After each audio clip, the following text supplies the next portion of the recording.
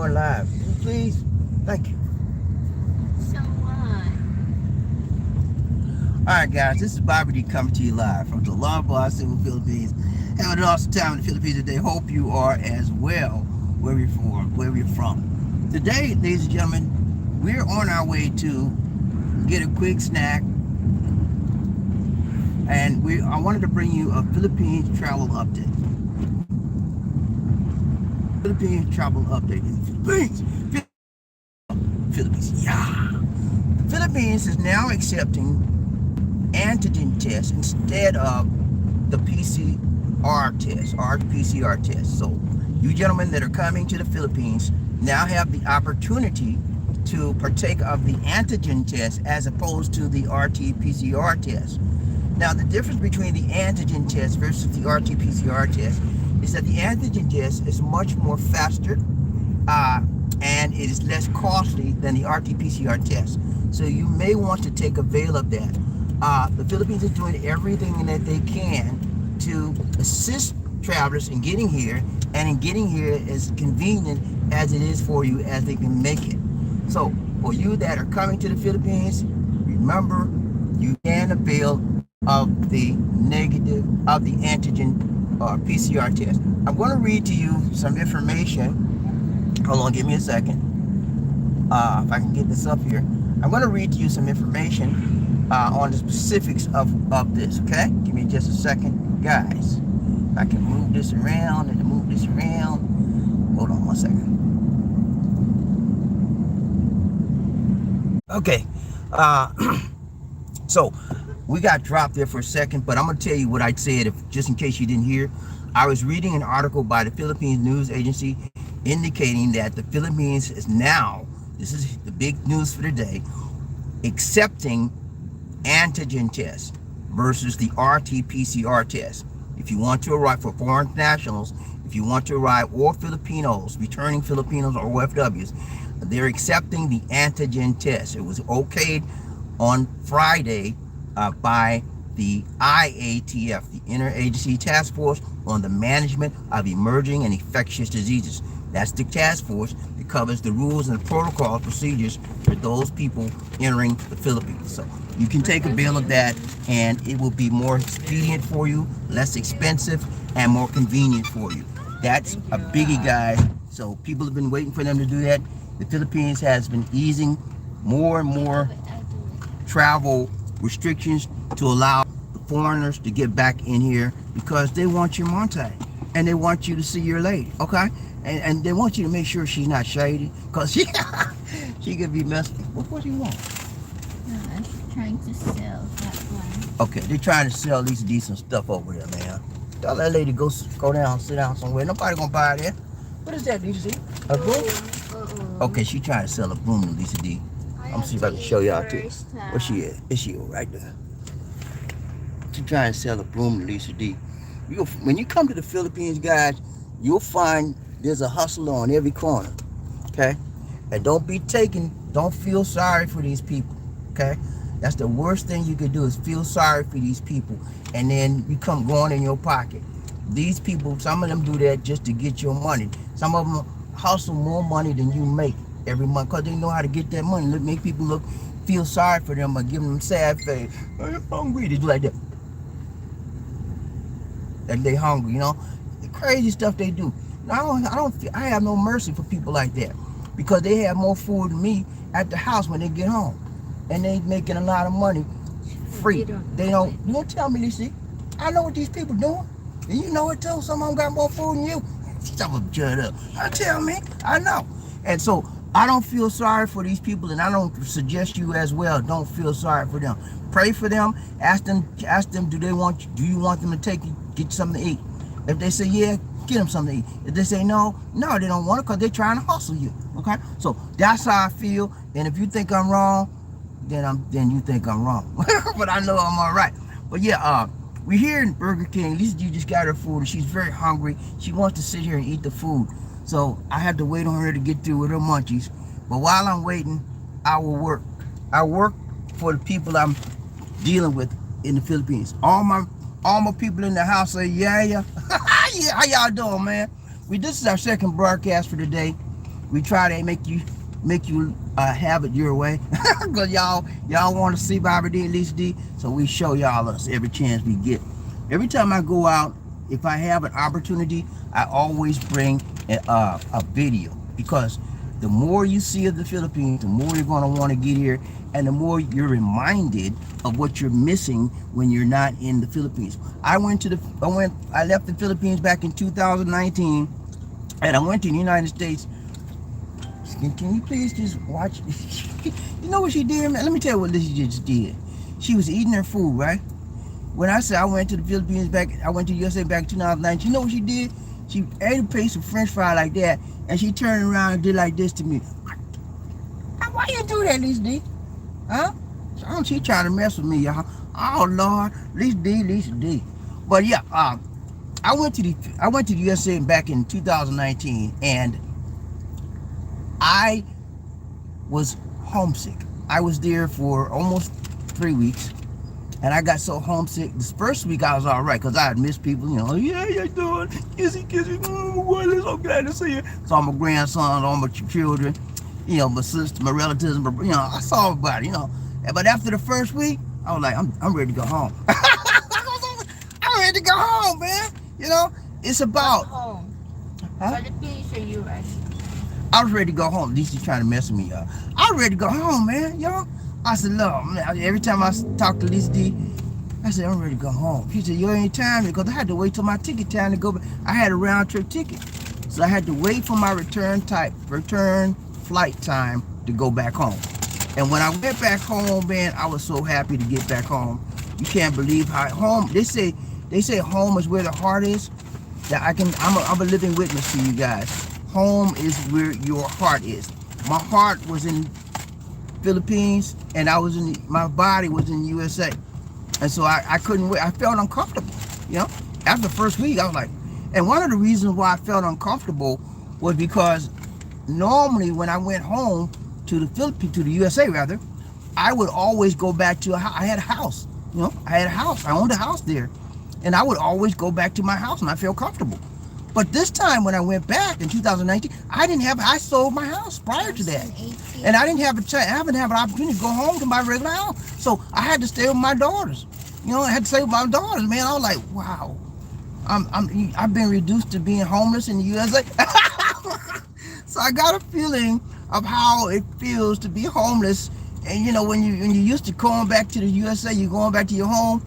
I got an inkling of how it feels to be homeless, you know. But it was uncomfortable for me, because I'm the kind of guy that's very, very independent, you know. You know, like James Brown said, I don't want nobody to give me nothing. Just open the door and I do it myself. Yeah, play that song for me every day, because I love it. That's my thing. Hey, get up off my do nothing and do it for myself, you know. So I don't like be holding to nobody. I don't like to be living off nobody, because I'm the kind of guy, I want to be independent. I want to do my own thing. You know what I'm saying? I don't mind you helping me. You know, I can help you. You can help me. But my mama always told me, she said, Papa may have, Mama may have, but God bless the child that's got his own. Yeah, I want my own, baby. Yeah, I can borrow. You can borrow. But hey, ain't nothing like having your own. You hear me, missus, ladies and gentlemen? Ain't nothing like having your own. You hear me? I'm telling you, man. So I felt very uncomfortable. And I stayed there in the United States for about 3 weeks. I enjoyed myself. But again, the feeling of homesickness from missing Lisa D and missing the Philippines got a hold of me. That's why I told all my people, I'm not coming back to the United States of America until I can bring my wife with me. Because one other thing that bothered me when I was there, everybody was okay with me seeing me, right? But where you at? Where Lisa D? I said, she's not here. She couldn't get the tourist visa. She's not here. And they're pissed off at me. Can you believe that? They got pissed off at me because I can bring Lisa D and that rhyme. Yeah. Lisa D, come on now, eat your food. Oh, she got that. I'm gonna show you what she's doing. Look at her. Look at her. Every time I say something, she stops what she's doing, and she put the stare down on me. Can you just eat your food, ma'am? They're not upset, boy. They're not upset. I'm not upset either. But look, but yeah, they gonna get ticked off at me because I couldn't bring Lisa D. I said, look at me. She couldn't get a visa. She couldn't get a tourist visa, and it was In just. their mind, we don't need you, Bobby. We need Lisa. Yeah, she said in their minds they didn't need BobbieD, they needed Lisa. That's what it was. She's right. You know, and I felt some kind of way about it too. You know, I was like, man, I came all the way down here. Y'all ask me where Lisa. What about me? I'm the one that came. You ain't caring nothing about me. So anyway, I felt some kind of way about that. But I came back home, and my wife, man, I was feeling all right then. You know, so I told my family, man, I said, look, I love y'all. I love y'all to my heart. Okay? And I will always be there for you. But I'm not coming back to the United States without my wife. So you got to deal with me where I am, how I am, because I'm not going to do it. The last time I was up there, y'all didn't do me right. Okay? You didn't do right by me, by all that Red Lisa D stuff. I didn't like it. You know? So when I told them I'm not coming back up there by myself, it's going to be my wife. When she get her passport and she gets her visa, then we're coming up there, okay? Other than that, don't ask me when I'm coming home. I told them just like that, you know? Because that's how I felt. But anyway, man, if you like me, you coming out here to live permanently, when you go back to your home in the United States, Be ready. you will be feeling a little bit anxious, a little bit nervous, a little bit of anxiety after you've been there, because you have to get reaccustomed to the States. I had to reaccustom myself to the things that they do out there, and I had to readjust myself to the people. The first thing I did when I got off the plane, I went to one of my favorite places out there, Walmart. I went to Walmart. I rented a car, right? I rented a rental car from Hertz, and I got me a car, and I drove. I said, I'm going to Walmart. That was the first thing I did. Walmart and College Park. Y'all know what College Park is? Those of you from the ATL. I drove from the airport straight to College Park. I think it was an old national highway, and I went to the Walmart. And I had a Walmart sickness about me, or whatever, home sickness. But I love Walmart. When I lived in the United States, I had a Walmart about 6 minutes away from me. And that's why I used to go there almost every day. Not every day, but almost every day. I would go there for this or that, buy groceries, all kind of stuff. So I love just looking at Walmart. So I went there and looked. And why did I do that for? Walmart got my eyes already open. I said, whoa, what's wrong with these women? I saw so many women, man, big women. And the women in the United States were like giants, man, compared to the women in the Philippines. And I wasn't used to that. You know, I had that big women syndrome had gotten away from me. So when I came back to the United States, I was in a shock. I was in a shock zone. I said, dog, they that big out here? They're like elephants. I'm sorry, man. I'm not trying to say women are elephants out there. I'm just trying to say, because of me not seeing a lot of large women, when I got to the United States, back to the United States, having to come from a country where the women are tiny, to see larger or bigger women, it threw me off a little bit, and I had to readjust my psyche, my mentality to that aspect of the womenhood. Okay, so that's what I'm talking about. But yeah, it's a beautiful thing, man. When I came here, I stayed there for 3 weeks, and one of the things that also— Not 3 weeks. Uy. Can I finish, please, Lizzie? One of the things that also— Can you please, Lizzie, please? Can you let me talk? I'm not playing with you now. I'm not doing so. I can't talk. Every time okay, you want to talk? Go ahead and talk. Go on, talk, Lizzie. Go on, talk. Stay there 10 days. Go on, talk, Lizzie. Go on. Anything else you want to say? No. This your show. Go on, do it, Lizzie. See, when I put the camera on now, she shut up. Now watch, when I take the camera off from her and put it back me, now watch, she gonna start talking. Go on, do your thing, Lizzie. Go on. She like to mess with me now. She just like to do it. Y'all, she is. But yeah, I forgot what I was saying. I noticed there was a lot of other things that I had missed that was caught my eye when I was there as well. Atlanta has so much progressed from the time I was there. They have moved up in a lot of things. One of the things that caught my eye was the people. When I went to downtown Atlanta near Georgia State University, and I went to Georgia State University for 2 years after I transferred from Clark Atlanta University, and I went to Georgia State for 2 years because it was cheaper there. But one of the things that caught my eye at the downtown Atlanta area was they have these little, I don't know what you call them, but I call them electric scooters. These people ride these little electric all over the place. I was like, where did this come from? When I was there, guys, nothing like that was there, you know? So things have changed, man. It really has. I like it. I wish they had it when I was going to school and stuff like that. All the school, university, college kids had these little riding things. I call them scooters, electric scooters, and they were riding them all over. I stopped one of the girls and I said, man, where'd you get that from? They rent them, or where you bought it? She said, no, sir, I didn't buy this. She said, you can rent them. They're all over the city.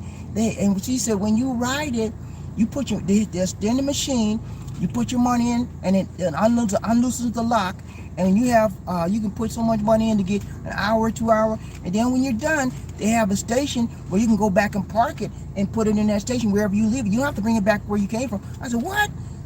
Are you serious? He said, yes, sir. That's how we do it here. They've been doing it for a while. I said, well, wow, I didn't know that. And I told her where I was from. We had a nice little conversation. She was majoring in political science, going to Georgia State University. I told her that I was a former Georgia State University student, and I loved the gym over there, because every day when I went to there, back at that time, dog, y'all, I ain't gonna believe this. When I went to Georgia State University, I was a weightlifter. Yeah, I'm playing with you. Hey, I was a competitive bodybuilder, weightlifter, man. I did a deadlift. That was my routine. And I was trying to practice to go competition for it. And then, right when it was time for me to go to competition, right before it got time for me to go to in a match, the competitive match, I hurt my knee. I hurt my knee, man. I tore a tendon in my knee, and I had to have surgery. That messed me up. I never was able to lift much weight on that knee, and that knee still gives me trouble to this day, on my right knee, you know. And so that took me out. I probably would have been way up there, man, you know. And I not had that injury, because I had my coach, he was teaching me, showing me I could lift twice as much of my body weight. Huh? I could deadlift. I mean, I was doing good. And he said, man, you're gonna win this thing. And about a week later, boom, knee went out, and I had to have surgery, man. So you know, life is life. You roll with the punches, you roll with it, you flow with it, you go with it, and you do what you got to do. You don't let life get you down. You get down on life, okay? You don't let things bother you. You bother it, okay? And you don't let things move you. You move it, okay, out of your way, okay? You can go around it, or you can go under it, you can over it, you can go through it, but you move it, okay? And that's what life is all about.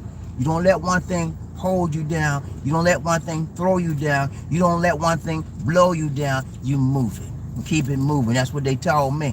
Keep it moving, brother. Yeah, when I was in the military, decided to keep it moving, son. I said, what? Keep it moving. Hey, they tough on you in the military, man. But you know what? They have to be tough on young men, because some young men are some of the most hard-headed individuals I have ever dealt with nowadays. When I don't think I was as hard-headed as the young kids are nowadays, because when I was coming up, you didn't have to yell at me.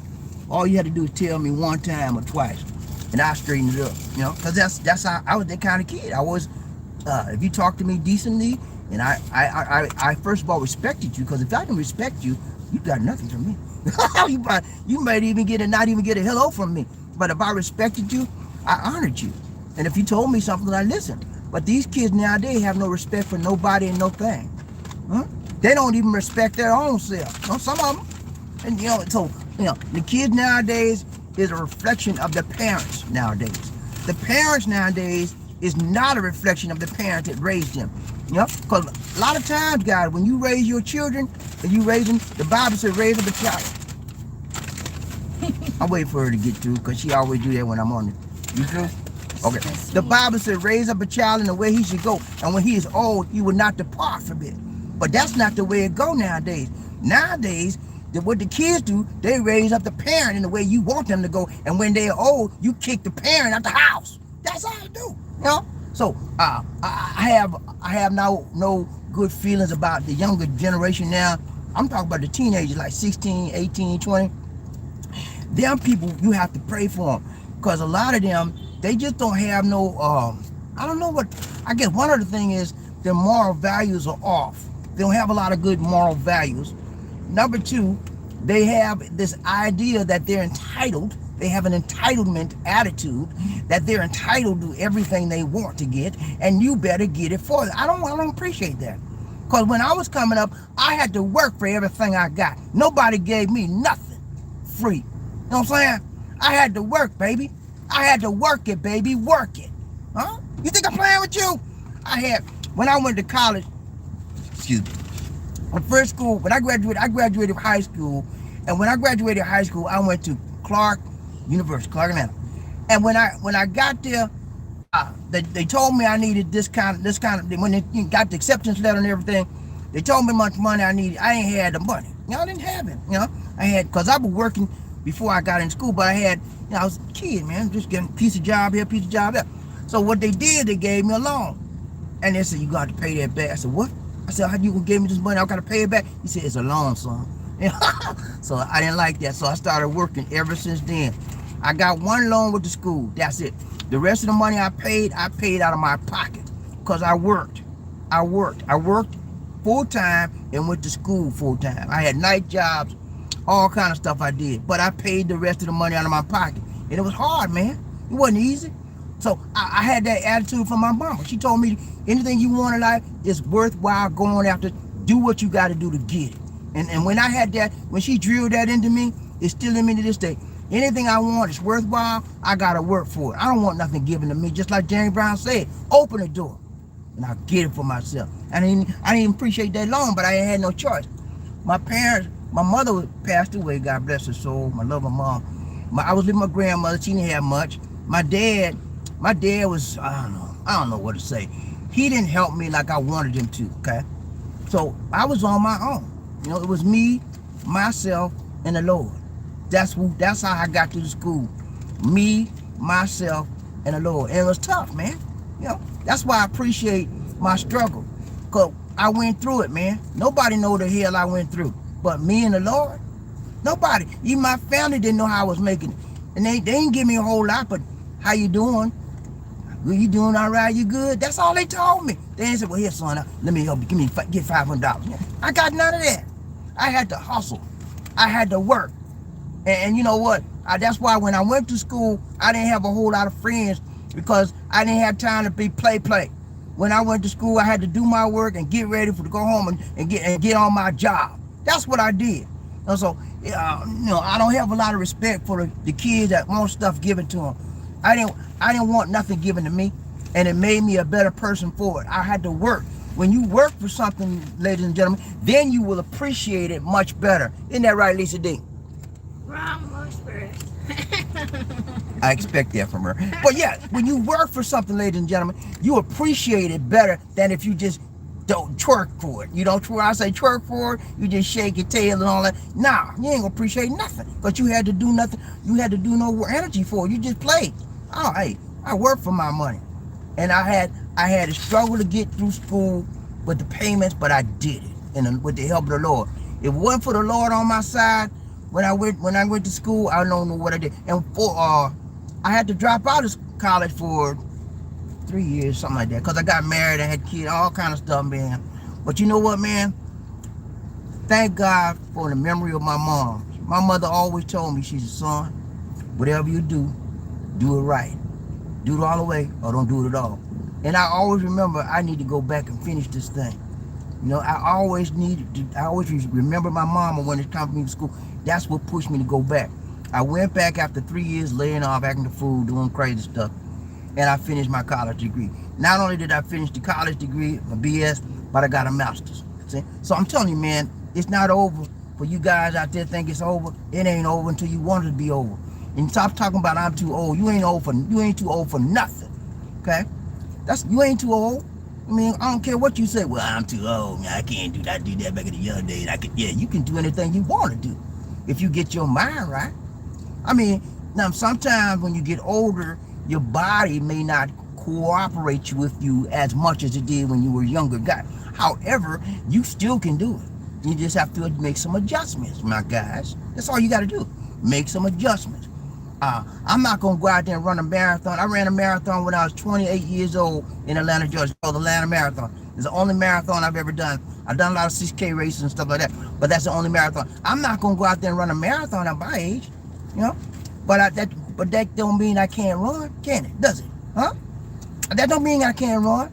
I can jog. I might not do a full stride, but I can jog, right? So there's always a way if you have the will. Where there is a will, there is a way, okay? And I thank God that I had in my life people that motivated me and talked to me the right way and then talked to me the tough way, and they loved me all at the same time. I call it tough love. I had people that said, look here, son, get up and do what you're supposed to do. Get up now. And I'd be laying in the bed. I said, I'm sleepy. And they wouldn't let me lay in the bed. I appreciate it. I didn't appreciate it then, but I appreciate it now. Nowadays, you tell the kid, get up. You know, he said, get up for what? That's what they're gonna say. Get up for what? Who is you? Who is you telling me to get up for what? You get up. You think I'm playing with you? That's what they say. Well, so it's a big difference between, I guess you would say, my generation and the generation of today. It's a huge difference, and I notice it. You know, I notice it. And so I guess I don't know if that happens as you get older in life, or is that's just me, or I don't know. You know, but those are some of the things I understand as I live in this world, and I'm ready to go. You ready to go, Lizzie? You finished? Yeah. Okay, I gotta wait till she finished. She eating what's that? What are you eating? Sunday. She's eating a sundae from McDonald's. I know, McFlurry with Okay, Oreo. she's eating a McFlurry with Oreo cookies. Okay, so I gotta wait till she get through. But yeah, this is a Sunday here, guys. It's about almost 90 degrees. It's a little breeze in the air, and I want to wave my hand in the air and act like I just don't care. What's up, man? Hey, all my people in the house, y'all good? Any comments now? Hey, nobody want to talk to me. Y'all just want to look at me. Yeah. Okay. You're sleeping. They sleepy. Okay. All you sleepyheads, wake up. Wake up, everybody. No more sleeping in bed. I know we can do it. We can all get it. Yeah. You know what I'm saying? Remember that song? But yeah, this has been a beautiful day for me. I got up this morning. I did a broadcast, and I was so sleepy after the broadcast. I laid on the sofa, and I got knocked out. And Lisa D had to come and cut the TV off. I didn't even know she cut the TV. I was knocked out. That's how tired I was. You know, because I get up. I was knocked out too. Okay. I get up early, man. I get up at 5:30 every morning. You know? And sometimes between, if I don't get up right at 5:30, it's between 5:30 and 6 o'clock. Sometime we're in that time frame. And my day starts. So I'm always doing something positive, something that's going to help us constructively move forward in our lives. And I would suggest that you guys do the same thing. If you just don't have a routine, you don't have a schedule that you maintain, get on one. Sit down, get at your desk, or if your place where you sit down, do your business, write your little schedule. 5 o'clock, get up. 5 to 5:30, shower. 5:30 to 6:30, meditate, pray, whatever, and read your Bible. And then move forward from there. You know, you'll be amazed at the productivity that you can do when you maintain a schedule that causes you to function and you follow the schedule. A lot of you guys just get a schedule and they write it up, and you never do it one time because you scatterbrain. No, because truth be told, most of us are not as organized as we should or could be. Most of us just do things by the spur of the moment. Sometimes it's very good to do things by the spur of the moment because it alleviates monotony. It alleviates dullness in life. But the vast majority of things we do, ladies and gentlemen, I would suggest that we do it in a planned, scheduled, and organized manner and fashion. Because when things are planned, you put more time into the thought of it. And it helps you to carry out that endeavor, whatever it is, that you're carrying out to a full completion. When you do stuff on a spur of the moment, sometimes you don't have the wherewithal to carry it to the completion. Okay?